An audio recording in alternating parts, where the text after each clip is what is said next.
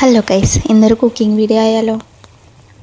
Trawling ഒക്കെ ആയതുകൊണ്ട് മീൻ കിട്ടൽ കുറവല്ലേ. ഉണക്ക ചെമ്മീൻ വെച്ചിട്ട് നമുക്ക് സൂപ്പറായിട്ട് കുറഞ്ഞ ഇൻഗ്രീഡിയൻസ് വെച്ചിട്ട് വളരെ ടേസ്റ്റി ആയിട്ടുള്ള ഒരു കറി ഉണ്ടാക്കി വെക്കാം.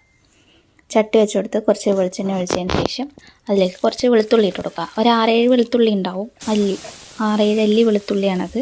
അതിലേക്ക് നമ്മൾ തക്കാളി ഇട്ട് കൊടുക്കുക. അതിൻ്റെ കൂടെ കുറച്ച് കല്ലുപ്പിട്ട് കൊടുത്തിട്ടുള്ളത്, ഉപ്പിട്ട് നന്നായിട്ട് ഫ്രൈ ചെയ്ത് കൊടുക്കുക. നന്നായിട്ട് ഫ്രൈ ആയതിന് ശേഷം നമുക്കതിലേക്ക് കുറച്ച് മഞ്ഞൾപ്പൊടി ഇട്ട് കൊടുക്കാം. അതിൻ്റെ കൂടെ തന്നെ 1 സ്പൂണ് മുളക് പൊടി ഇട്ട് കൊടുക്കുന്നത്.